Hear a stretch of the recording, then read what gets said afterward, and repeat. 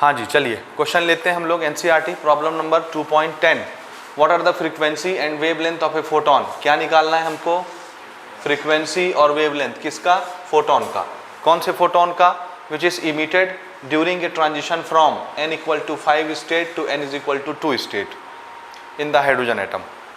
ठीक है, समझ में आया? हाँ, ये क्या चीज़ है देखिए, पांचवी एनर्जी लेवल से दूसरी एनर्जी लेवल में एक एक्साइटेड इलेक्ट्रॉन जो चला गया था पांचवें में, वो पांचवें से कहाँ आ रहा है?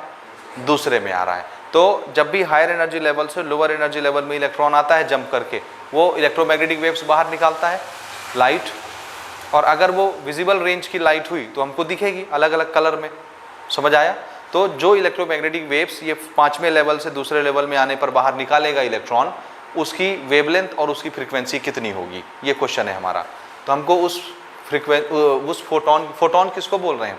लाइट का सबसे छोटा पार्टिकल, उसको फोटोन बोलते हैं। पैकेट को, सबसे छोटी एनर्जी वाला पैकेट पार्टिकल, उसको क्या बोलेंगे? फोटोन। तो उस सबसे छोटे फोटोन की फ्रीक्वेंसी और वेवलेंथ कितनी होगी? समझे आप क्वेश्चन? समझे कि नहीं समझे? अच्छा, ये n = 5 से n = 2 पर आ रहा है। तो जब कोई भी इलेक्ट्रॉन किसी भी हायर एनर्जी लेवल से सेकंड एनर्जी लेवल पर आता है, तो इससे जो रेडिएशन बाहर निकलता है, ये कौन सी रेडिएशन होती है? सेकंड पर जब आता है तो कौन सा होता है? किस सीरीज में आता है ये? बामर में। और बामर सीरीज कौन सी लाइट को बताता है? Visible light. यानी ये कौन सी लाइट होगी? विजिबल। तो विजिबल तो हमको दिखेगी आंख से, और विजिबल की हमने फ्रीक्वेंसी और वेवलेंथ दोनों नोट की हुई है जब हम स्पेक्ट्रम पढ़ रहे थे। किस फ्रीक्वेंसी की होती है विजिबल लाइट? कहाँ से स्टार्ट होती है? 10⁻14 से 14, 15 इसी रेंज का होता है विजिबल लाइट का फ्रीक्वेंसी। तो अगर फ्रीक्वेंसी हम निकालेंगे तो आप देखेंगे 10⁻14 हर्ट्ज ही आता है, हर्ट्ज या किलो हर्ट्ज में, हर्ट्ज में आता है ना। ओके, 10⁻14 आएगा फ्रीक्वेंसी का आंसर। और वेवलेंथ कहाँ से कहाँ तक होता है विजिबल लाइट का? 350 नैनोमीटर से लेके 750 नैनोमीटर तक, या मोटा मोटा ले लो 4000 एंगस्ट्रॉम से लेकर के 8000 एंगस्ट्रॉम तक, या 400 नैनोमीटर से लेके 800 नैनोमीटर तक। नैनोमीटर एंगस्ट्रॉम समझ में आता है? ये सारी चीज़ हम ऑलरेडी डिस्कस कर चुके हैं पहले। हो गया। एक सप्लीमेंट्री नॉलेज यहाँ मैं आपको बता रहा था कि अगर इलेक्ट्रॉन किसी भी और एनर्जी लेवल से पहले एनर्जी लेवल में आता है, फर्स्ट n = 1 पर, तो उससे जो लाइट बाहर निकलती है वो कौन सी सीरीज में आती है? लाइमन। अगर किसी भी एनर्जी लेवल से दूसरे एनर्जी लेवल में आता है, लाइट जो बाहर निकलती है वो बामर, विजिबल लाइट। और अगर थर्ड एनर्जी लेवल में आया तो जो लाइट निकलेगी वो कौन सी सीरीज में आएगी? पाश्चन में। और किसी एनर्जी लेवल से चौथे एनर्जी लेवल में आया तो ब्रैकेट, पांचवें एनर्जी लेवल में जंप करके आया तो फंड, और छठवें एनर्जी लेवल में जब जंप करके आता है तो उसको बोलते हैं हेम्फ्रे सीरीज। ठीक है, हायर एनर्जी लेवल से 7वें से 8वें से 9वें से कहाँ जंप करके आएगा? छठवें में। तो उससे जो इलेक्ट्रोमैग्नेटिक वेव्स निकलेगी, जो लाइन बनेगी स्पेक्ट्रल लाइन, उस सीरीज को क्या बोलते हैं? हेम्फ्रे सीरीज। हेम्फ्रे ने बनाया था। और ये भी इंफ्रारेड होता है। कौन सा होता है ये? इंफ्रारेड। ठीक है, वीक इंफ्रारेड होता है ये। समझ आया ये? तो ये सप्लीमेंट्री है, आप इसको याद रखिएगा। ओके, अब हम थोड़ा सा क्वेश्चन पर आते हैं। चलिए, इसको बनाने के हमारे पास दो तरीके हैं। पहला तरीका तो पुराना है, जिससे हम लोग क्या बनाते थे? फ्रीक्वेंसी, डायरेक्ट फ्रीक्वेंसी का फॉर्मूला रेडबर्ग से हमने बनाया था। याद है या नहीं है? वेव नंबर, देखो बहुत सारे फॉर्मूले हैं इसको बनाने के। पहला फॉर्मूला देखो, वेव नंबर, रेडबर्ग में यही बनाए थे ना। वेव नंबर से हमको क्या मिल जाएगा? फ्रीक्वेंसी या वेवलेंथ, कुछ भी, दोनों में से एक चीज निकल जाएगी। अब वेव नंबर का फॉर्मूला क्या है हमारा? वेव नंबर एक्चुअल में क्या चीज है? 1/λ। Wave number is reciprocal of wavelength. 1/λ is wave number. तो अगर मैं वेव नंबर निकालता हूं, उसको पलट दूंगा तो लैम्डा आ जाएगा, यानी ये वेवलेंथ निकल जाएगा डायरेक्ट इस फॉर्मूले से, पलटने से। ठीक, तो पहला स्टेप क्या करना है?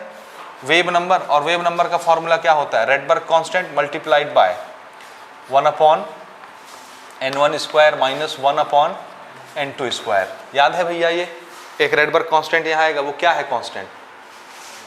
सेंटीमीटर में बताओ। 109,677। और अगर मैं यहाँ पॉइंट लगा के 10⁻7 लिख दूं तो ये पर मीटर हो जाएगा, और अगर ऐसे लिखता हूं तो पर सेंटीमीटर हो जाएगा। समझ रहे हो ना अंतर? दिस इज, इसकी यूनिट क्या बनी? पर सेंटीमीटर। एक तरीका तो ये हो गया। n1 n2 क्या लेना है? देखिए, इनिशियल स्टेट कौन सा है? 2, फाइनल स्टेट कौन सा है 5, तो यहाँ 2, यहाँ 5 का स्क्वायर। इससे हम सॉल्व करेंगे, हमको क्या मिलेगा, न्यू की वैल्यू मिलेगी। जैसे ही न्यू की वैल्यू मिल जाएगी तो इसको हम क्या करेंगे, न्यू की वैल्यू क्या चीज होती है 1/λ, यानी 1/λ का आंसर आपको आया है। तो जब आप इसको ऐसे पलटोगे, ये भी ऐसे पलट जाएगा, तो आपको क्या मिल जाएगा इससे अगले स्टेप में लैम्डा। दिस इज 1/न्यू करने से आपको लैम्डा मिल जाएगा, न्यू बार वेव नंबर। समझ रहे हो ना, अभी इसके नीचे कुछ नहीं है, 1 है, आप इसको पलटोगे ये भी पलट जाएगा, 1/न्यू बार दिखने लगेगा वेव नंबर, तो आपको क्या मिल जाएगा इससे लैम्डा मिल गया। यानी आपने क्या निकाल लिया, वेवलेंथ। और वेवलेंथ से फ्रीक्वेंसी बनाना कौन सा बड़ा चीज है, क्योंकि आप जान रहे हो वेवलेंथ और फ्रीक्वेंसी दोनों का मल्टीप्लिकेशन क्या होता है, c, स्पीड ऑफ लाइट। तो वेवलेंथ तुम्हारे पास है, फ्रीक्वेंसी बनाने के लिए क्या करना है, frequency is equal to c/λ। तो जो वैल्यू यहाँ से निकाले होगे c के डिवाइड में लगा दोगे। c कितना है 3 × 10⁸ डिवाइडेड बाय जो निकाले हो लैम्डा वो रख दोगे, और इसको सॉल्व करोगे तो आपको क्या मिल जाएगा, फ्रीक्वेंसी। ये आंसर हो गया। यही पूछा है ना, खाली दो चीज फ्रीक्वेंसी और वेवलेंथ। तो ये एक तरीका हो गया बनाने का, समझे। दूसरा तरीका हमने बोहर में अभी बनाया, ठीक है। बोहर के मॉडल में हमने ये बताया कि देखो भैया, इलेक्ट्रॉन किस एनर्जी पर था पहले, सेकंड, जंप करके कहाँ चला गया होगा, तब ना 5वें से दूसरे में आया, तो कितनी एनर्जी बाहर निकली। ये बोहर वाले से हमने बनाया है, कितनी एनर्जी बाहर निकली बताइए, जितना इन दोनों की एनर्जी में डिफरेंस होगा उतनी एनर्जी बाहर निकलेगी ना। बोलिए ये चीज समझे कि नहीं समझे, इन दोनों एनर्जी लेवल का जो डिफरेंस होगा उतनी एनर्जी बाहर निकलेगी, और इस एनर्जी को हम क्या बोलते हैं, यही तो है एनर्जी ऑफ फोटोन, h, इसी को बोलते हैं ना। जो एनर्जी बाहर निकलती है उसके सबसे छोटे पैकेट फोटोन, समझ आ रहा है। और क्या बोलते हैं उसको, क्वांटा। अगर वो विजिबल लाइट है तो उसी क्वांटा को क्या बोल देते हैं, फोटोन। उसकी एनर्जी कितनी होगी, इतनी, h। तो यही ना एनर्जी निकली इन दोनों के डिफरेंस से। समझ में आ रहा है, ये सारी चीज डिटेल में हम कवर कर चुके हैं पहले, h। अब ये कैसे बनेगा, एनर्जी का फॉर्मूला बोहर से हमने बनाया है, बताइए क्या होता है जी फॉर्मूला एनर्जी का, -2.18 × 10⁻⁻18 जूल पर एटम, जूल पर एटम। और यहाँ क्या आता है, Z²/n²। ये हो गया, ये किसका लिखा मैंने, 5 का, तो ये 5वां एनर्जी लेवल आ जाएगा, ठीक है। अब हाइड्रोजन की बात हो रही इसलिए Z की जगह क्या आ जाएगा, 1। समझे आप कि नहीं समझे, बोलिए। ये मल्टीप्लाई में दिखाइए, उसके बाद ये minus, this is same energy level, कौन सा, सेकंड। सेकंड के लिए फॉर्मूला क्या आ जाएगा बताओ, -2.18 × 10⁻⁻18 जूल पर एटम। हाइड्रोजन का 1 का स्क्वायर 1 डिवाइडेड बाय कौन सा एनर्जी लेवल है, 2 का स्क्वायर। ये दिख गया, ये समझे कि नहीं समझे, बताइए, पक्का। अब इसमें -2.18 10⁻18 दोनों जगह है, इसको हम कॉमन निकाल लेंगे। यहाँ क्या बचेगा, 1/5² - 1/2²। दिखा कि नहीं दिखा, बोलिए, यहाँ तक समझ आया। ओके, तो जब आप इसको बाहर निकालोगे इट विल बी -2.18 10⁻⁻18, और अंदर क्या बचेगा, 1/5² - 1/2²। इसको लेकर के आप सॉल्व कर सकते हो। तो यहाँ से एनर्जी मिल जाएगा, एनर्जी निगेटिव होती है इलेक्ट्रॉन की, समझ रहे हैं ना, जो इलेक्ट्रोमैग्नेटिक वेव्स निकलती है वो एनर्जी निगेटिव होती है। तो प्लस माइनस खाली साइन निगेटिव एनर्जी के लिए है।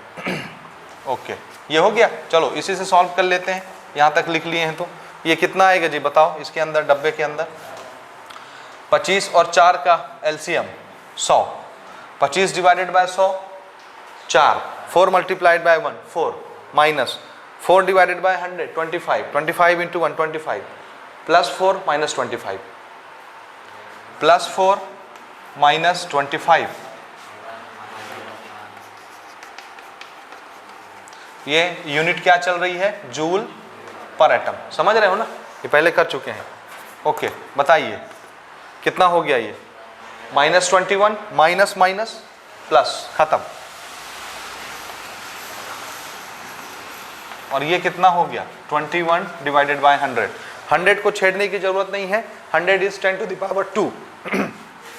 कितना लिखना है इसको, 10⁻² नीचे है, 10⁻−18 ऊपर है। ये ऊपर जाएगा क्या हो जाएगा, -2 -2 - 18 -20।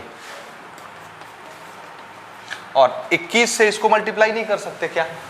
करके बताइए कितना आता है? 21 से 2.18 को मल्टीप्लाई जल्दी से। तो हमारा एक तरीका ये वाला था ना, इससे भी करते तो आ जाता। दो मेथड मैं आपको सिखाए दे रहा हूँ भैया, एक मैंने ऑर्डिनरी बता दिया ऐसे ऐसे कर सकते हो, उससे भी सेम आंसर आएगा। एक ये तरीका ऐसे ऐसे कर सकते हो।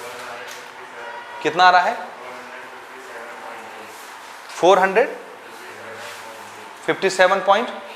हाँ तो उसको मैं 58 लिख लूँ, लास्ट का 7 छोड़ के। हाँ बताइए कितना बोल रहे हो? 457.8। पक्का डेसिमल सही लगाए हो? अच्छे से चेक किए ना? हाँ ये 10 टू द पावर -20, अगर मैं इसको यहाँ लगा दूँ 4 पॉइंट है 45.7 किए हो। सही बताओ कहाँ पे आ रहा है डेसिमल?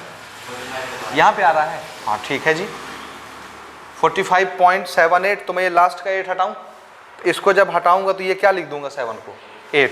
तो मैं डायरेक्ट इसको ये लिख दूंगा 45.8 इंटू 10 टू पावर -20। इसको मैं यहाँ लगा दूँ जहाँ लगना चाहिए, पहले नॉन जीरो डिजिट के आगे। तो जब ये लगाओगे आप तो ये 10 का पावर कितना लिखना है मेरे को बताओ? एक डिजिट लेफ्ट में गया, लेफ्ट में जाता है तो +1 हो जाता है पावर, तो ये कितना हो जाएगा? -19 जूल पर एटम। ठीक है, ये आया एनर्जी, और एनर्जी इज इक्वल टू क्या? H new. तो यहाँ से न्यू आ जाएगा कि नहीं? फ्रीक्वेंसी बोलिए, ये डायरेक्ट आ जाएगा फ्रीक्वेंसी। H को हम डिवाइड में भेज देते हैं। H का मतलब क्या होता है? प्लैंक कांस्टेंट, और प्लैंक कांस्टेंट की वैल्यू ये तो आप जान रहे हो ना। अगले स्टेप में लिखता हूँ 4.58 10 to the power -19 divided by, बोलिए 6.626 10 टू द पावर -34। यही होता है ना जूल पर सेकंड। तो जूल जूल कैंसिल हो जाएगा, पर सेकंड बचा नीचे, एटम बचा, सेकंड ऊपर चला जाएगा, सेकंड पर एटम बनेगा। ओके, जो भी यूनिट बने दिस इज पर सेकंड यूनिट आएगी इसकी। अब इसको थोड़ा सॉल्व करिए भला, ये डिवाइड करो दोनों नंबर आप।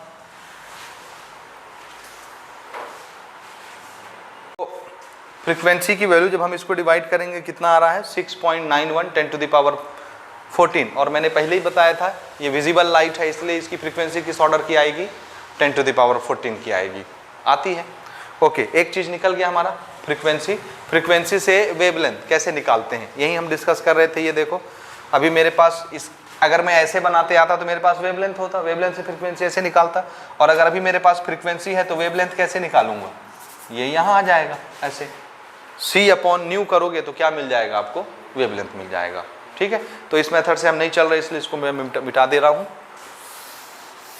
अदरवाइज ये भी एक तरीका है बनाने का ना।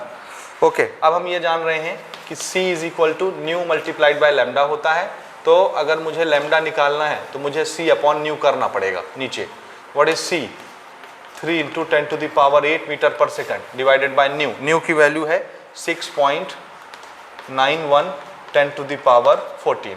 यहाँ से हमको लैम्डा मिल जाएगा वेवलेंथ। और इसको आप सॉल्व करेंगे, ये आता है 434 नैनोमीटर। करके देखिए 434 into 10 to the power -9 metre. 8 है, 14 ऊपर जाएगा तो -14 हो जाएगा। -14 में 8 गया, -6 और 2-3 डेसिमल 2-3 डिजिट यहाँ से एडजस्ट होगा तो -9 बनाएंगे उसको। ये ऐसा यहाँ डेसिमल आता होगा तो उसको ले जाएंगे उधर तो -9 हो जाएगा। ठीक है, -6 यहाँ से बन रहा है, माइनस बन रहा है ना, -6 तो 3 डिजिट डेसिमल को आगे ले गए होंगे राइट की तरफ, तो -3 और जुड़ गया, -9 हो गया। तो इसको अल्टीमेटली क्या लिखेंगे? 434 नैनोमीटर।